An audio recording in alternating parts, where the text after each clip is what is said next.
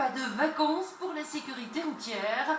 Voici le premier des 8 nouveaux radars qui vont être installés sur le périphérique parisien. Objectif, traquer davantage encore les excès de vitesse, une mesure moyennement appréciée par les automobilistes. Il y en a déjà suffisamment des radars, et je trouve que c'est ça qui est dangereux. Alors comment vous interprétez le fait qu'il y en ait de nouveau 8, ce qui porte à 16? Encore plus de problèmes et de risques pour nous conducteurs. Et d'amende. Et d'amende.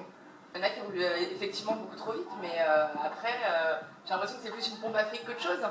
Voilà. Vous avez le sentiment d'être une pompe à fric? Ah oui, complètement. Selon la préfecture de police, 52% des accidents sur le périphérique sont directement causés par une vitesse excessive ou inadaptée.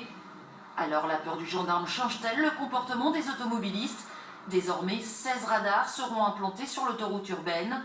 En noir sur cette carte les anciens et en rouge les nouveaux, tous opérationnels d'ici la fin de l'été.